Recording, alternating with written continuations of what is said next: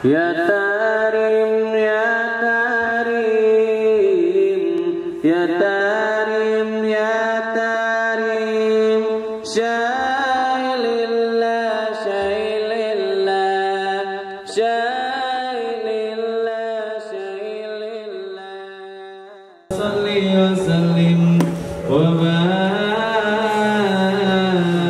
alaihi wa ala alihi.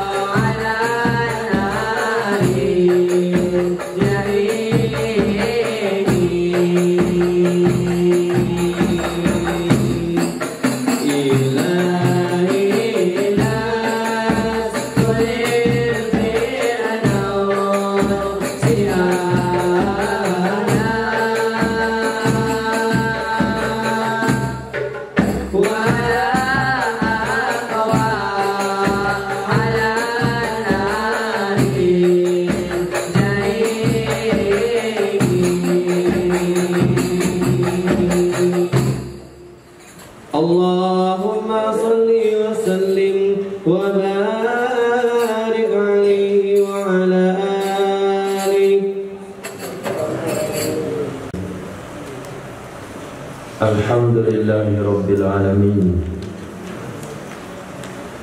Wassalatu wassalamu ala Sayyidina Maulana Muhammadin Sayyidil Anbiya'i wal Mursalin wa Habibi Rabbil Alamin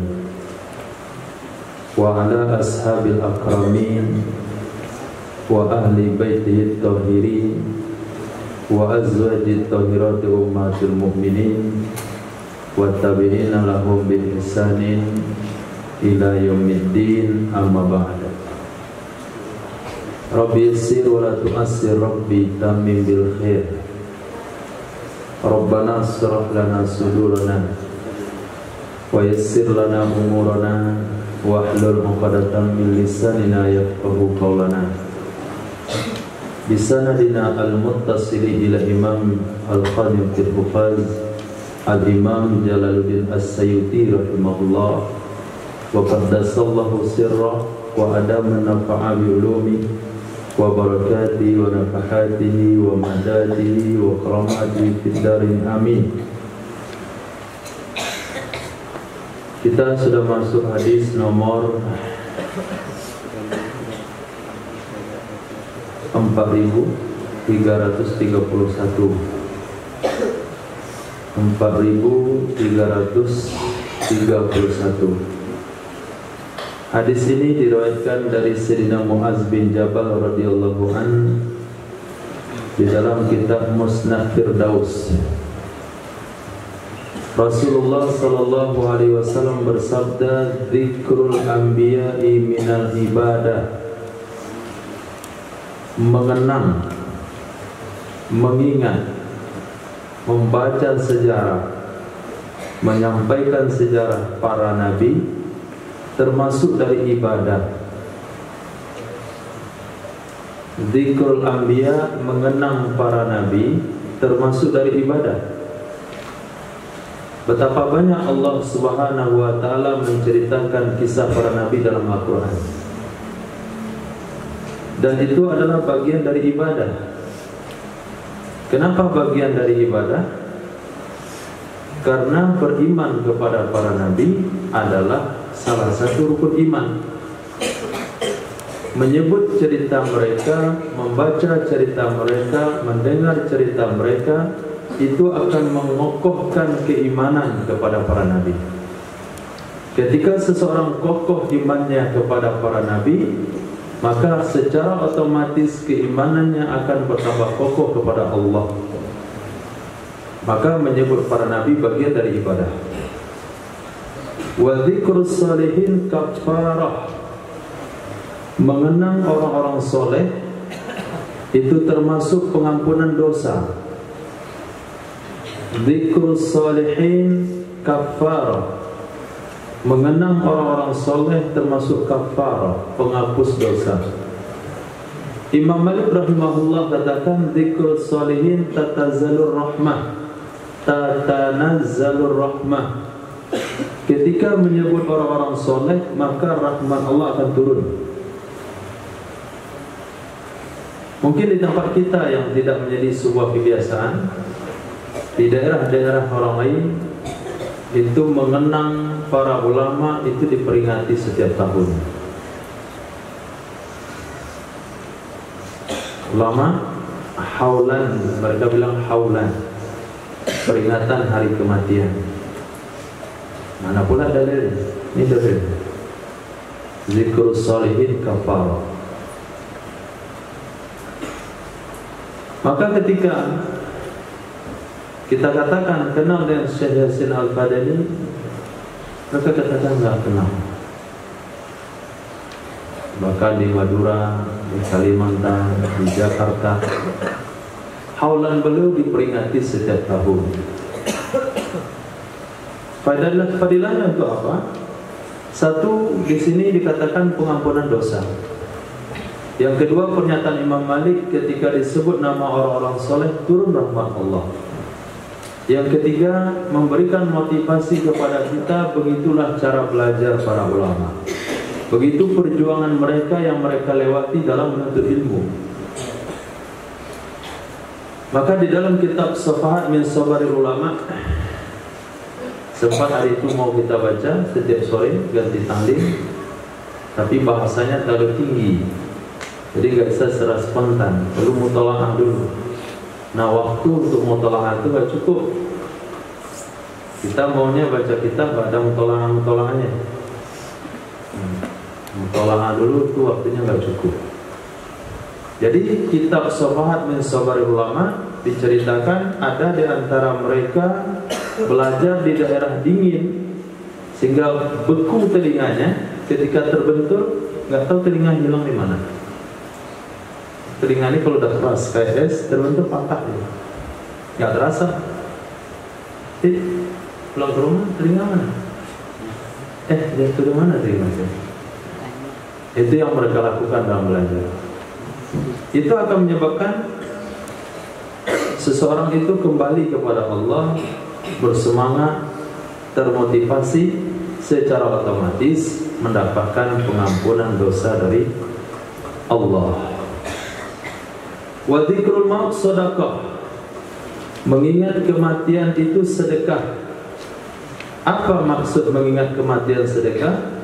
Imam Abdul Rauf Al-Manawi dalam syarahnya menjelaskan, mengingat kematian akan diberi pahala sama dengan pahala sedekah. Mengingat kematian akan diberi pahala sama dengan pahala sedekah.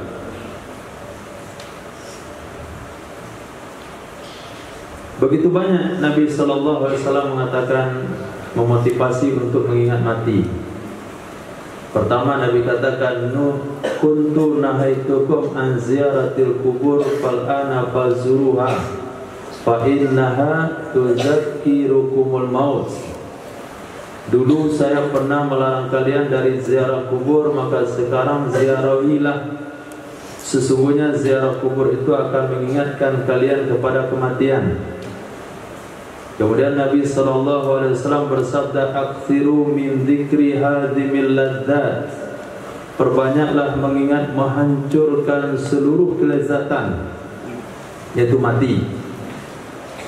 Sebelum tidur dianjurkan oleh Nabi SAW untuk mengingat mati dengan doa Bismikallahumma ahya wa amut. Bahkan dalam hadis yang lain, amut dulu baru ahya.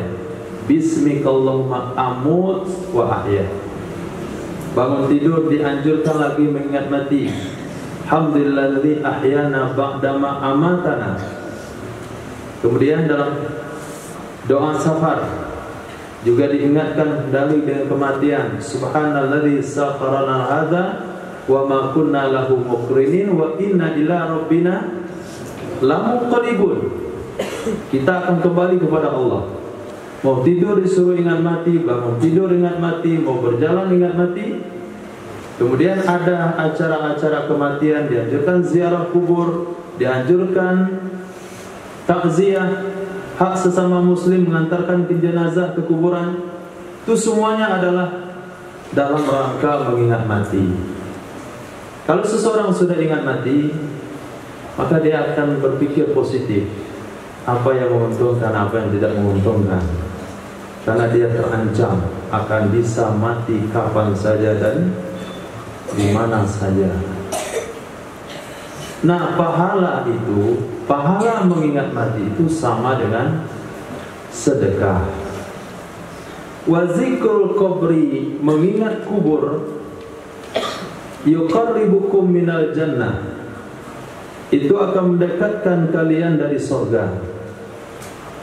Zikrul qabri, mengingat kubur, yuqarribukum, itu akan mendekatkan kalian dari surga. Mendekatkan dari surga tentu dengan amal. Mengingat kubur mendekatkan, memotivasi untuk banyak beramal. Apa maksud mengingat kubur? Sehingga seorang ulama yang bernama Al-Imam yang mengarang kitab, apa nama kitabnya? Tentang kematian, Tazkiratul Maut. Hah?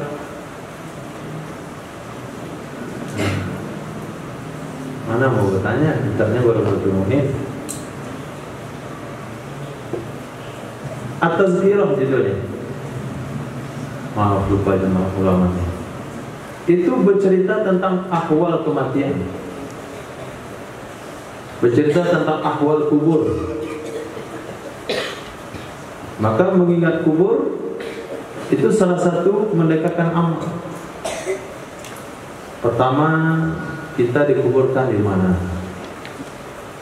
Setelah itu diantarkan ramai-ramai, dibungkus, diikat, dibaringkan, tutup dengan papan, ditimbun dengan tanah, kemudian disemen di atas supaya nggak bisa keluar.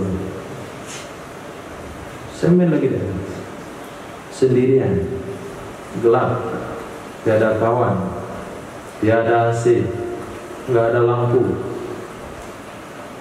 Orang sudah tinggalkan dan sudah lupakan. Nah, sekarang keluarga kita yang sudah meninggal itu sedang ngapain? Hah? Sedang ngapain?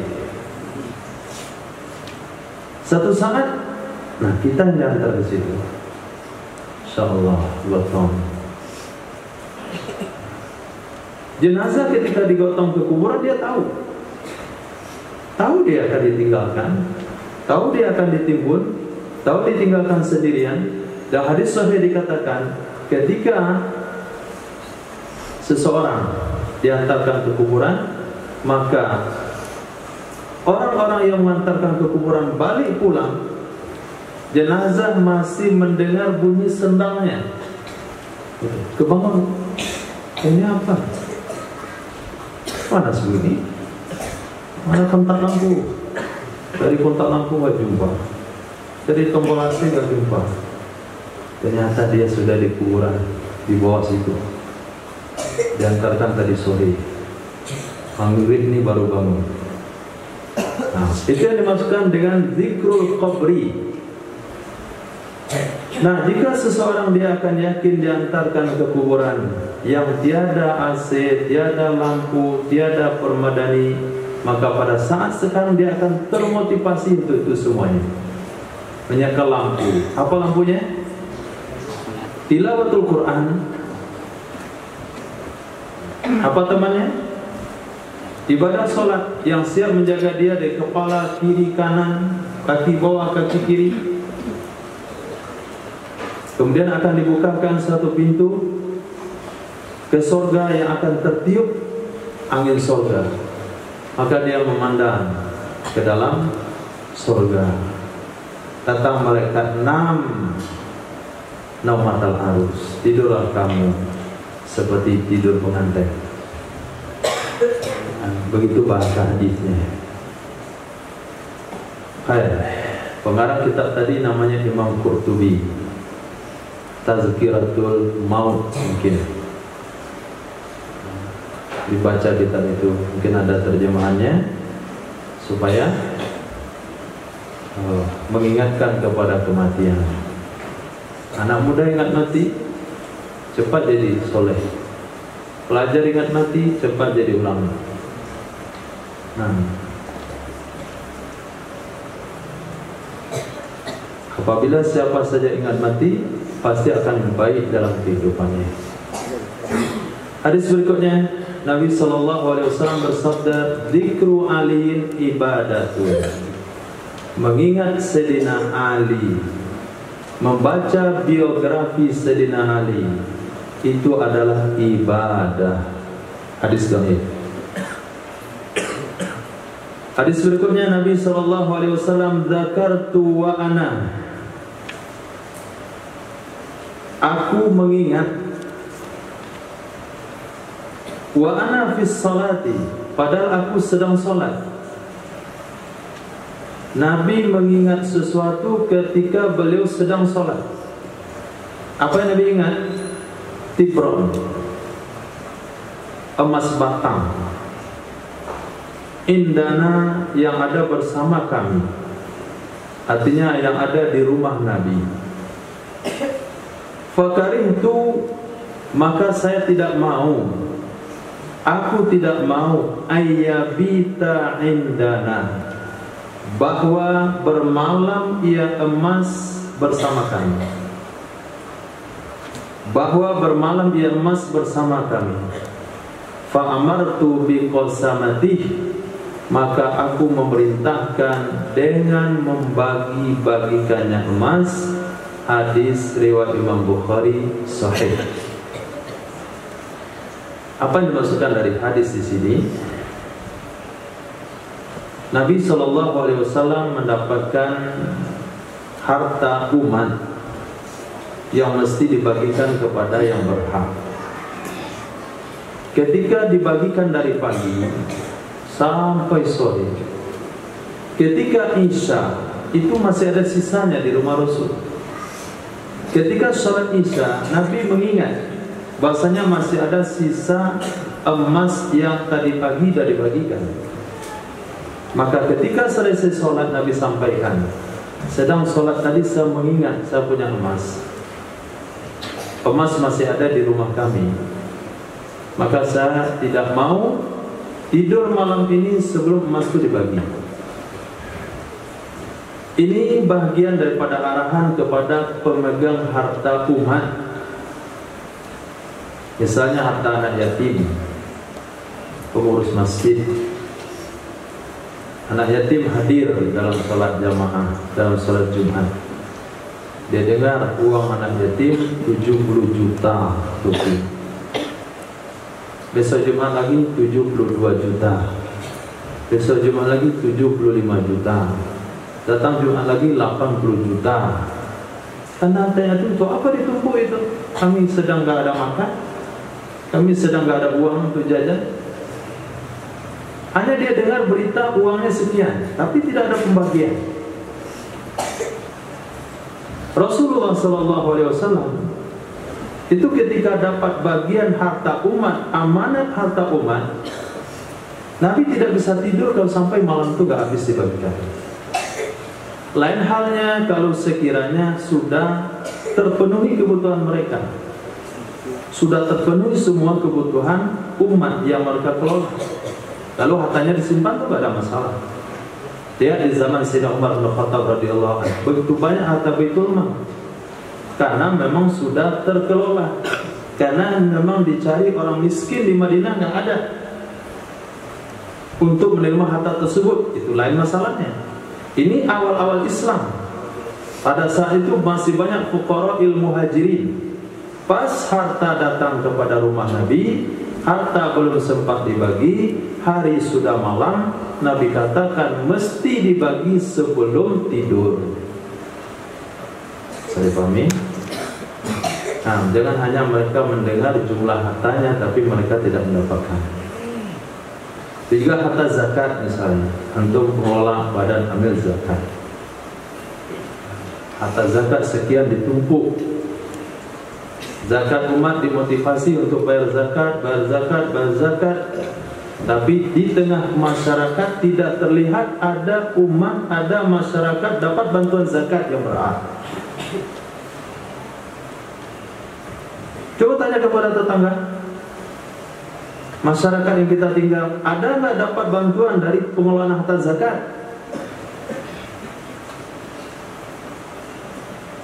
Hah? Nggak tahu kan? Kita juga nggak tahu.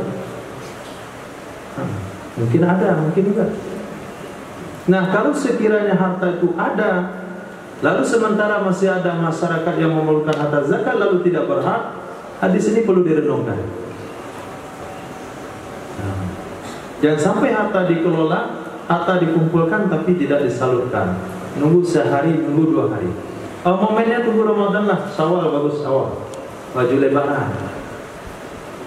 Lebaran dia mati, sekarang nggak makan. Tetap nunggu lebaran. Nanti tahun ajaran baru. Ya yang sekolah, ada anak yatim buat sekolah yang perlu susu, yang masih kecil. Kenapa nunggu tahun ajaran baru? Tunggu tahun ajaran baru 7 tahun lagi baru mendaftar ya.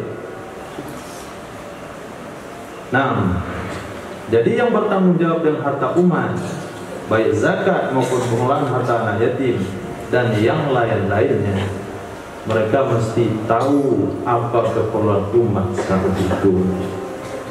Lain halnya kalau tidak ada yang dibagi.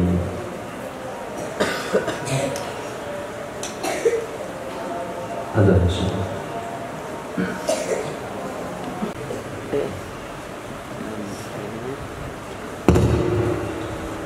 Allah, bismillah. Bismillahirrahmanirrahim. Hadis nomor 4334. Nabi SAW bersabda, riwayat Imam Hakim, zimmatul muslimin wahidah, jaminan yang diberikan oleh orang-orang Islam itu sama. Zimmatul muslimin, jaminan yang diberikan oleh orang-orang Islam, wahidatun, sama. Jaminan yang dimaksudkan di sini adalah jaminan keamanan terhadap non-muslim yang masuk ke negara Islam. Baik jaminan keamanan itu diberikan oleh pemimpin umat Islam, diberikan oleh rakyatnya umat Islam, baik rakyat di kalangan atas ataupun rakyat kalangan budak sekalipun, Islam menganggap jaminan keamanan itu nilainya sama. Hal ini pernah berlaku ketika Fathul Makkah, ketika Sayyidatina Ummi Hani radhiyallahu ta'ala anhu, saudari perempuan kepada Sayyidina Ali bin Abi Thalib, telah memberikan jaminan keamanan kepada salah satu masyarakat Makkah. Akhirnya didatangi oleh Sayyidina Ali radhiyallahu an. Apa kata Sayyidina Ali? Saya akan bunuh orang yang kamu jamin itu. Akhirnya Sayyidatina Ummu Hani datang kepada Rasulullah dan mengatakan, ya Rasulullah, saya telah memberikan jaminan keamanan kepada salah satu masyarakat Makkah, tapi putranya Abu Thalib itu mau membunuhnya. Dikatakan putra Abu Thalib. Saking marahnya Sayyidina Ummu Hani kepada Sayyidina Ali, saudaranya sendiri. Akhirnya Nabi bersabda, zimmatul muslimin wahidah, orang yang diberikan perlindungan keamanan oleh Sayyidatina Ummu Hani itu sudah terlindungi di bawah keamanan umat Islam. Maka membunuh turis yang datang ke Indonesia yang telah mendapatkan jaminan keamanan itu bagian dari pelanggaran syariat. Bagian pelanggaran syariat. Karena dia sudah diberikan jaminan keamanan, nggak boleh diganggu. Oh, dia berjemur di tepi pantai kami, tutup pantainya, suruh dia ke tempat lain.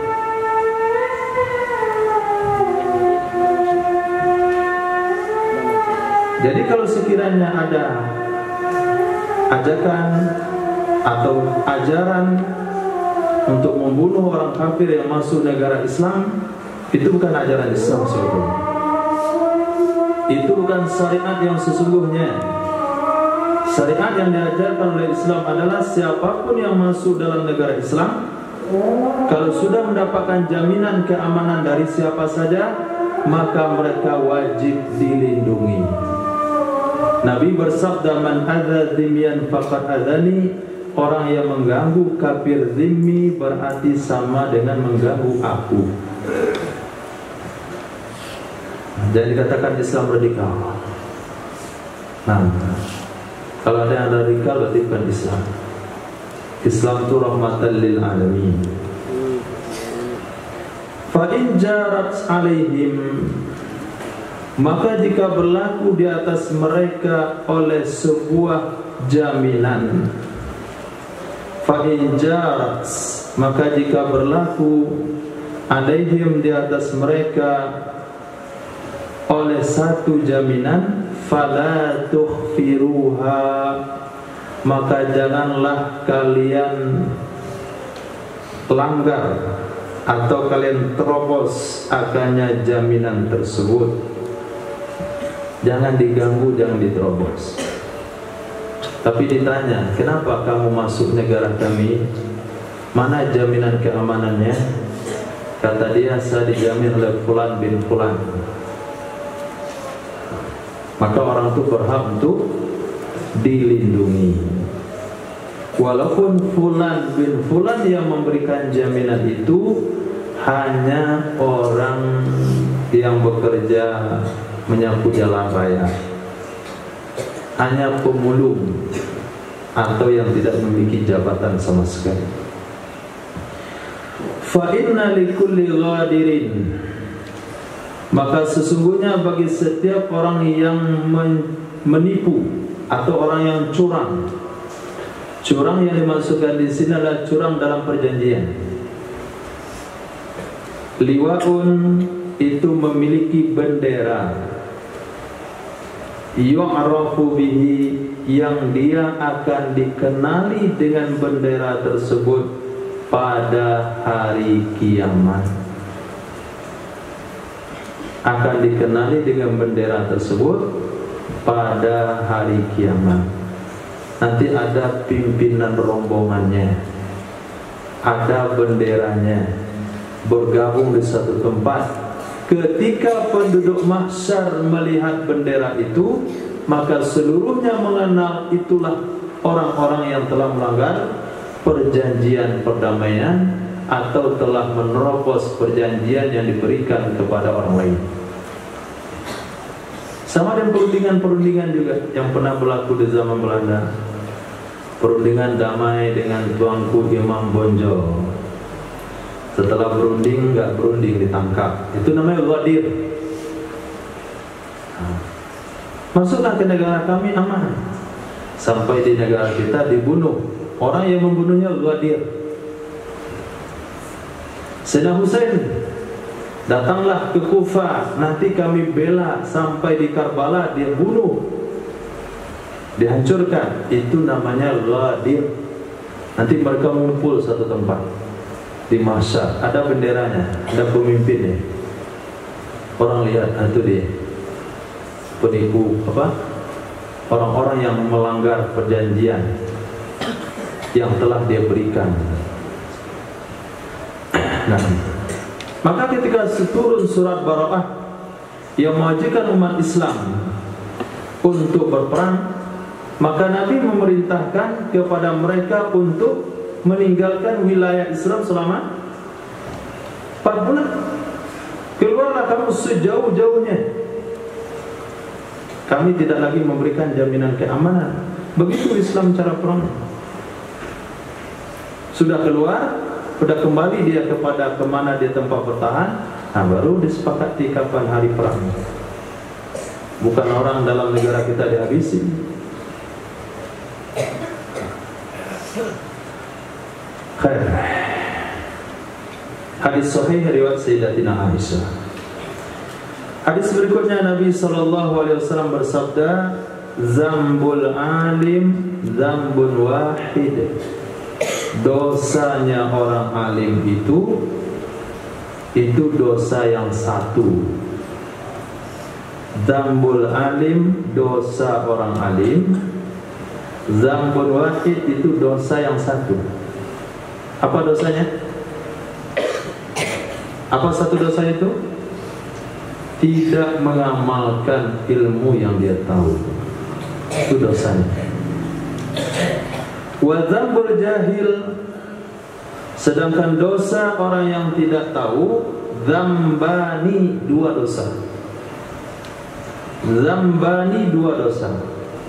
Satu dosa karena dia salah beramal. Yang kedua dosa kenapa dia tidak belajar dalam amal itu. Kena 2 dosa. Kenapa? Karena Nabi SAW bersabda, Thalabul ilmi faridatun ala kulli muslimin wa muslimah. Belajar ilmu agama fardu ain terhadap muslim dan muslimah. Bukan seluruh bidang ilmu agama. Tidak. Kita tidak wajib belajar ilmu agama seluruh bidang. Tapi yang wajib kita pelajari adalah yang yang berhubungan dengan kewajiban kita. Hanya satu yang diberikan arahan di Indonesia. yaitu ibadah haji. Nah, orang-orang yang sudah mendaftar haji yang akan berangkat tahun ini, itu akan diberikan pendidikan manasik haji. Orang yang tidak punya kemampuan untuk haji nggak perlu belajar ibadah haji. Bagaimana cara haji yang benar, cara tawaf yang benar, apa yang dilarang, di mana mulai ihram, di mana mikotnya, itu nggak perlu. Tapi yang sudah mendaftar, yang berangkat perlu. Nah, seperti ibadah haji itulah seluruh amal ibadah mesti kita buat. Nah, sholat dari 7 tahun sudah diperintahkan, 10 tahun sudah dipukul kalau ditinggalkan. Itu kan kewajiban orang tua, karena mulai sholat itu usia balik. Zakat misalnya, kalau sekiranya kita punya kewajiban zakat, jangan dikeluarkan tanpa ada ilmu pengetahuan tentang zakat. Tahun ini saya seorang petani, maka saya wajib mengenal bagaimana cara zakat dalam pertanian, bagaimana kadar sampai nisab, gak sampai nisabnya. Hari ini kita lihat di kampung, kita tidak bisa pastikan 100%, tapi bisa kita pastikan 70%. Bagaimana keadaannya? Dia bercocok tanam padi selama 4 bulan panen. Kemudian padi itu tidak sampai 1 nisab, maka dia tidak punya kewajiban zakat. 4 bulan setelahnya panen lagi, tidak punya kewajiban zakat. 4 bulan setelahnya panen lagi, 3 kali dalam setahun, tidak ada kewajiban zakat. Tapi ketika di total 3 kali panen itu sampai senisab, bahkan 2 nisab, maka dia wajib zakat tahun itu. Kenapa? Karena setiap sawah yang dipanen dalam tahun yang sama, dihitung nisabnya 1 nisab, digabungkan. Sekarang kita di tahun 1443. Kemarin dah panen belum?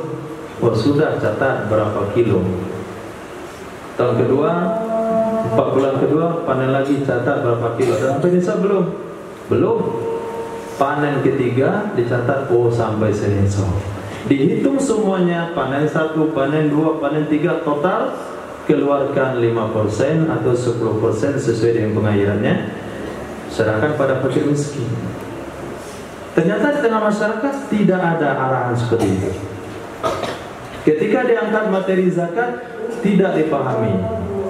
Bagaimana mau dipahami hanya sebatas ceramah? Nah, bagaimana semestinya? Semestinya adalah sebagai petani dia mesti mengenal cara zakat pertanian. Sebagai pedagang dia harus tahu bagaimana zakat perdagangan. Ilmu yang berkaitan dengan dia itulah yang wajib dia pelajari. Nah, bulan Sya'ban lakukan pertemuan untuk belajar bagaimana puasa yang benar. 3 hari misalnya, belajar ilmu puasa yang benar. Jangan sudah terjadi kasus baru diselesaikan. Jadi kita sikapi ibadah yang berkaitan dengan kita lakukan dan kita pelajari ilmunya. Itu yang fardu ain.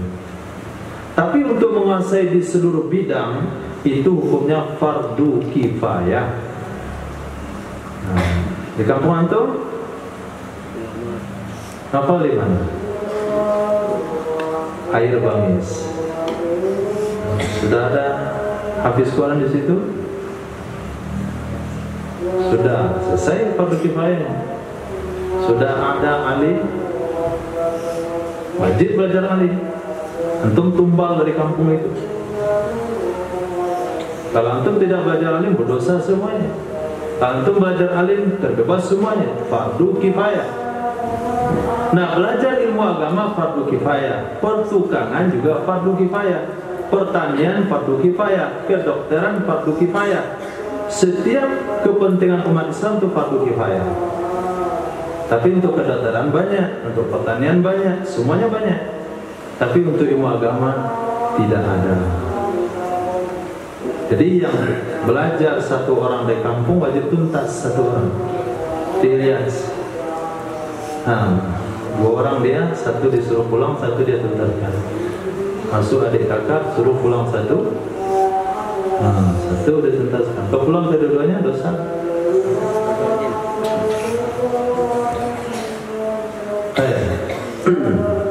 Jadi dosanya orang yang tidak tahu itu dua kali. Satu karena pelanggaran, dua karena tidak belajar.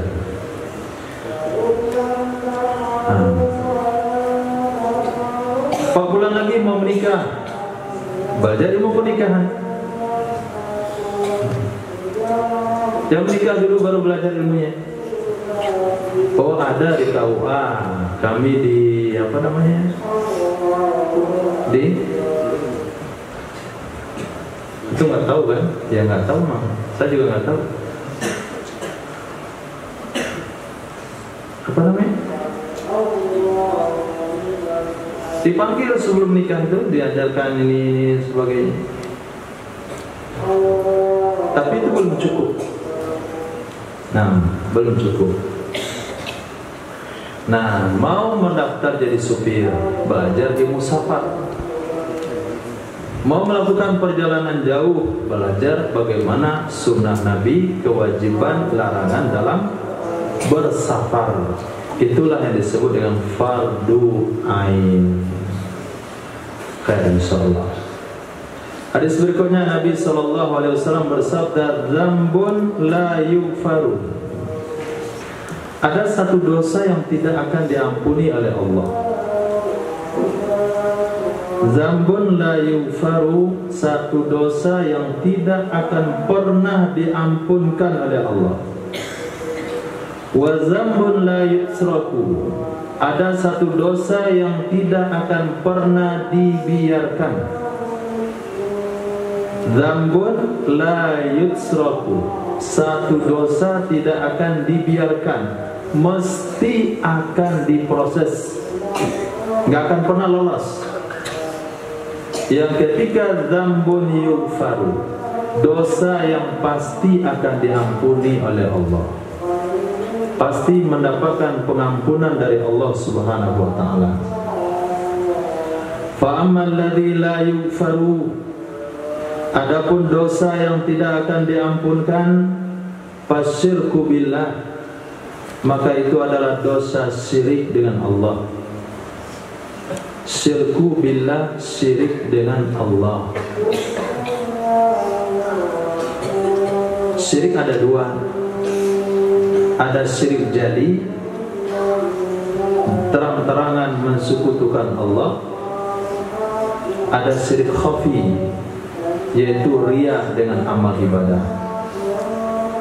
Wa ammal ladzi yughfaru, adapun dosa yang akan diampuni oleh Allah, fadzambul abdi bainahu wa bainallah, maka dosa seorang hamba antara hamba dan di antara Allah Azza wa Jalla.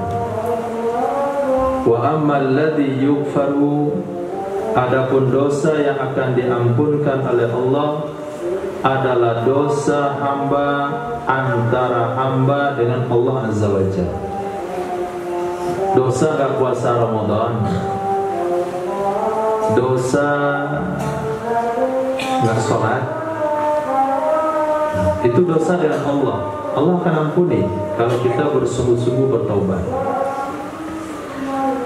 Wa ammal ladzi la yutraku, adapun dosa yang tidak akan pernah dibiarkan, akan mesti diproses di akhirat. Fazulmul ibadi ba'duhum ba'da, maka kezaliman seorang hamba sebahagian mereka terhadap sebahagian yang lain. Bahasa mudahnya, kezaliman sesama hamba Allah itu gak akan pernah dibiarkan. 1 rupiah yang kita ambil dengan tanpa hak dari saudara kita, nanti akan diadili di akhirat, mesti dibayar. Minta ampun kepada Allah, Allah gak akan ampuni sebelum orang itu memaafkan. Maka jangan pernah mengambil hak orang lain, karena dosanya susah urusannya. Pada hari ini mungkin kita menilai itu kecil, bisa saja orang itu maafkan, tapi di akhirat nanti sekecil apapun gak akan dimaafkan. Kenapa? Karena mereka dalam kondisi membutuhkan tambahan amal, tambahan amal. Antum, kalau ada teman ngambil uang 1.000 rupiah mau dimaafin? Oh? Minta ganti? Nggak akan minta ganti. Nggak akan. Tapi kalau hari ini dia tidak mengakui kesalahannya dan dia tidak minta halal, di akhirat dia akan minta halal. Teman dia itu akan nuntut dan tidak akan memaafkan. Tidak akan. Kenapa? Karena menyelamatkan diri masing-masing. Nggak ada orang baik di hari pengadilan. Sedermawan apapun orang di dunia, tidak akan ada sifat dermawan di hari pengadilan di akhirat, kecuali setelah dia aman dari azab Allah. Baru seperti hadis kita baca dalam Sunan Ibnu Majah, baru dia akan cari Allah, selamatkan saudara saya yang sudah masuk neraka. Kalau sudah aman, selagi mereka dalam posisi aman, tidak akan ada memaafkan atas hak yang mereka ambil. Jangan dianggap kecil, jangan dianggap kecil. Selesaikan hari ini sebelum pulang ke akhirat. Hadis di bawah sama dengan hadis di atas. Zambun yughfaru, dosa yang akan diampuni oleh Allah. Wa zambun la yughfaru, dosa yang tidak akan diampuni oleh Allah. Wa zambun yujazu bihi, dosa yang akan dibalas seseorang dengannya. Fa ammal ladzi la yughfaru, maka adapun dosa yang tidak akan diampuni, fasyirku billah, maka itulah syirik dengan Allah. Wa amma dzambul ladzi yughfaru, adapun dosa yang akan diampunkan oleh Allah, fa amaluka bainaka wa baina rabbik, maka amal perbuatanmu antara kamu dan di antara Tuhanmu. Wa amma dzambul ladzi yujazi, adapun dosa yang akan dibalas dengannya, fazulmuka akhaka, maka kezaliman yang kamu lakukan kepada saudaramu, baik menzalimi hak dia atau menzalimi harga dirinya dan kehormatannya. Zahabul basari, hilangnya penglihatan mata. Tadi dia bisa melihat, sekarang buta.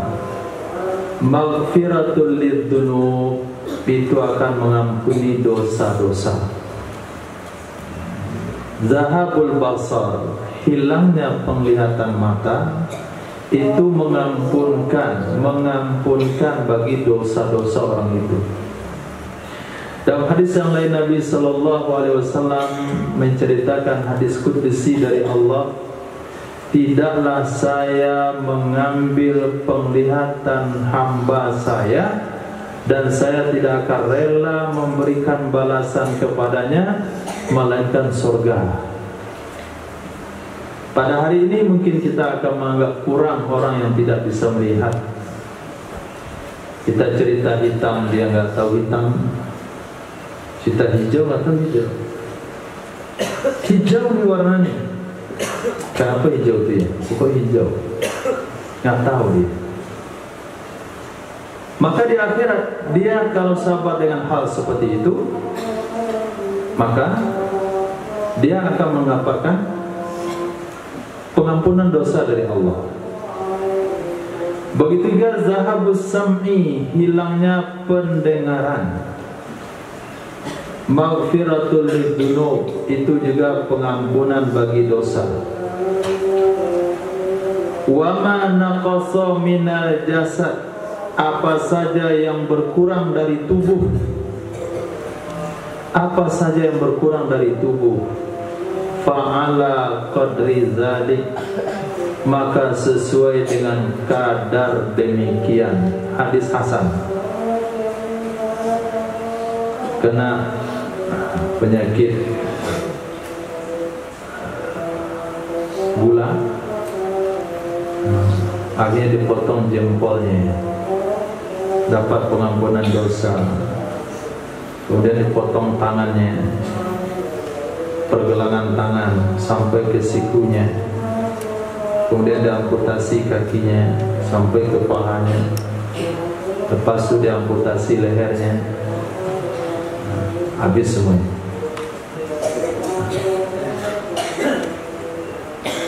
Jadi kekurangan apapun yang ada di tubuh kita, itu pengampunan dosa buat kita.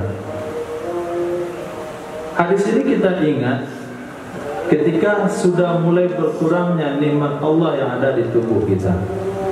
Jadi kita tetap bersyukur ketika mengingat hal itu. Dulu saya bisa main bola, sekarang nggak bisa. Dulu melihat jauh itu jelas jam berapa, sekarang nggak nampak lagi jam berapa. Ketika kita ingat hadis seperti ini, lalu kita mengingat berkurangnya nikmat Allah, pendengaran sudah berkurang, penglihatan berkurang, kekuatan berkurang, bahkan ada organ tubuh seseorang yang berkurang. Dia ingat dengan hadis bahasanya itu adalah pengampunan dosa. Tidak ada bahasa kecewa, tidak ada bahasa putus asa. Yang ada adalah syukur atas hal itu. Dan kita juga tidak boleh berpandangan sinis kepada seorang pendosa yang akhir hayatnya dia dirawat di rumah sakit sekian lama, menderita sekali. Jantungnya sudah dikasih cincin, orang jari kasih cincin di jantung. Kemudian kakinya udah mulai dipotong dan dipotong. Itu kadang-kala bentuk kasih sayang Allah untuk mengampunkan dosa orang itu. Nah tuh coba lihat tuh sebab tuh, kamu lihat tuh sengsara dia, mati dia, sakit dia 2 tahun, gak banyak dipotong di tubuh dia. Kita gak boleh berpandangan sinis. Kenapa? Kurangnya anggota tubuh dari tubuh kita itu pengampunan dari dosa. Bisa saja dosa orang itu Allah sucikan sebelum dia meninggal dunia. Maka Nabi mengajarkan kepada kita, berdoalah kepada Allah, berlindunglah kepada Allah dari mati yang datang tiba-tiba. Mati yang datang tiba-tiba. Malam ini masih tertawa, besok pagi dah dapat informasi dia ada mati. Itu bahaya itu. Tapi kalau sakit dulu, sakit, ini berkurang, ini enggak enak, dokter bilang 2 bulan lagi hidupnya. Nah orang seperti itu justru lebih selamat. Dia bisa zikir, dia bisa tobat, dia bisa minta maaf. Selesai semuanya pas mati. Mati tiba-tiba, masalah. Tadi masih main bola. Oh iya main bola, sore mati dah. Astagfirullah, gak sempat tobat dia. Maka Nabi bersabda, Allahumma inni a'udzubika min faja'atil maut. Faja'atil maut. Aku berlindung daripada mati yang datang secara tiba-tiba. Allah.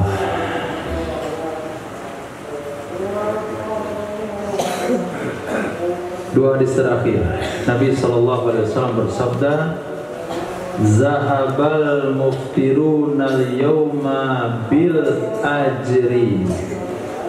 Telah memborong oleh orang-orang yang tidak puasa pada hari ini dengan pahala. Zahaba telah memborong, arti dasarnya telah memborong semua pahala. Kapan hadis itu diriwayatkan oleh Sayyidina Rasul? Pada suatu hari Nabi SAW melakukan perjalanan dengan para sahabatnya. Ada di antara sahabat Nabi yang berpuasa dalam perjalanannya, sehingga menurunkan barang dari kendaraan gak mampu. Orang yang gak puasa menurunkan. Ketika mau berangkat menaikkan barang gak mampu, yang gak puasa menaikkan. Bahkan ada di antara mereka yang diturunkan di atas kendaraannya. Lalu Nabi bertanya, kenapa dia? Ya Rasul, dia puasa, lemas. Nabi katakan, tidak ada kebaikan bagi orang yang puasa. Nah, di sini Nabi justru memotivasi orang-orang yang tidak puasa, yang telah memborong, telah melakukan semuanya kegiatan-kegiatan, kewajiban-kewajiban dalam sebuah perjalanan yang itu juga termasuk tanggung jawab orang nggak puasa, orang puasa. Tapi karena dia nggak mampu, kawan-kawan yang tidak puasa yang melakukan.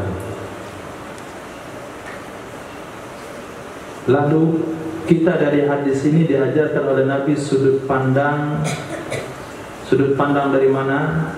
Jangan melihat orang nggak puasa nggak ada pahala.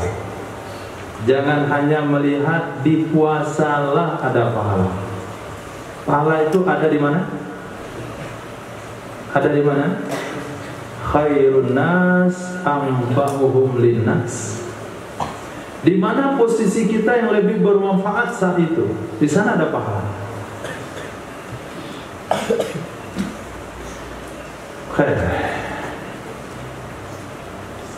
Semuanya tukang bata, nggak ada yang tukang kayu.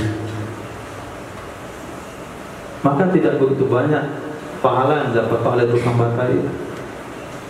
Maka pahala ada di tukang kayu. Kenapa dia sedang tidak ada, sedang tidak ditemukan? Maka Nabi mengajarkan untuk melihat kebaikan yang ditinggalkan oleh umat. Kebaikan yang mana yang ditinggalkan oleh umat hari ini? Maka di sana ada pahala besar. Itu sebabnya ada hadis Nabi yang mengatakan, man ahya sunnati inda fasadi ummati. Kenapa diberi pahala spesial ketika sunnah sudah mati? Karena dia memunculkan perkara yang sudah hilang. Coba lihat di tengah masyarakat, mana yang belum tercover? Mana yang belum?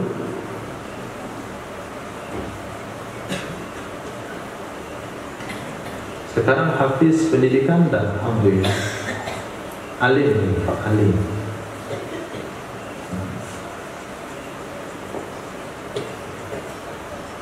Pembangunan masjid sudah, isinya, kualitas di dalamnya. Pembangunan gak usah diragukan hari ini di masjid. Kualitas pengelolaan di dalam, taklimnya yang benar, cara penataan ibadah yang benar dan sebagainya, itu yang kosong. Imam masjid mengimami sholat jamaah tidak sesuai dengan anjuran sunnah Rasul. Itu yang kosong. Allah.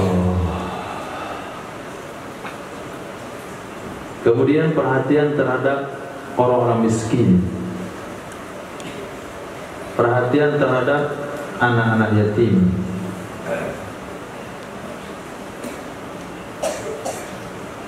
Jadi di mana celah kekurangan tenaga kerja, disitulah pahala besar Allah jadikan. Maka di sini Nabi puji orang-orang yang tidak puasa. Kenapa? Karena semuanya mereka telah borong, semuanya mereka telah lakukan dalam sebuah perjalanan tersebut. Zahabatin nubuwah wa baqiyatil mubasysyirat.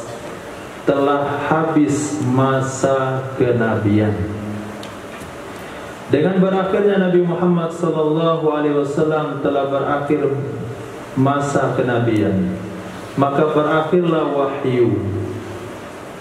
Wa baqiya al-mubasysyirat, tapi masih tersisa berita-berita gembira. Ulama hadis menafsirkan berita gembira itu maksudnya adalah mimpi-mimpi baik. Itu masih tersisa.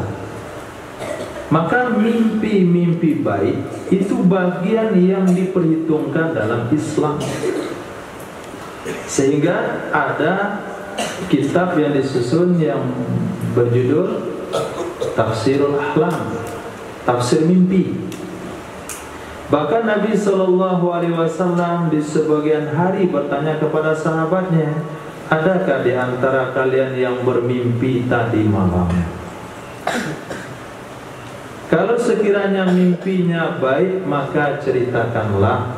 Kalau mimpi tidak baik, jangan ceritakan, dan tidak akan pernah terjadi. Tidak akan pernah terjadi. Kalau mimpi yang tidak baik kita ceritakan kepada orang yang salah, lalu dia katakan, oh kamu akan dapat itu gara mimpi itu, maka dia akan terjadi. Maka dikatakan mimpi itu bergantung kepada perkataan yang diperkatakan. Maka punya dua hal sini penekanan. Satu, kalau kita punya mimpi yang tidak baik, jangan ceritakan sama siapapun. Itu hanya permainan syaitan, tidak akan terjadi. Yang kedua, kalau kita mendengar teman menceritakan mimpi ke kita yang negatif, yang menurut takwilnya itu jelek sekali, maka sikapi dengan tafsir yang baik. Seperti yang terjadi di kampung, berbunyi telinga kanan itu menandakan berita baik, berbunyi telinga kiri itu menandakan akan dengar berita jelek. Kalau berbunyi telinga kita bagian kanan, kita katakan saya akan mendengar berita baik karena didengar dari kanan. Kalau berbunyi telinga kiri, saya akan mendengar berita baik juga karena didengar di kiri, balasannya pasti kanan. Maka Nabi SAW la tiyara fil Islam, tidak ada pesimis dalam Islam, yang ada optimis. Jadi kalau kita dengar kawan bercerita mimpi yang enggak baik, tafsirkanlah yang baik. Tapi kalau ada mimpi baik, maka dianjurkan untuk diceritakan. Dalam mimpi baik itu ada dua perkara juga. Satu, kita memimpikan perkara baik. Yang kedua, kita dimimpikan perkara baik.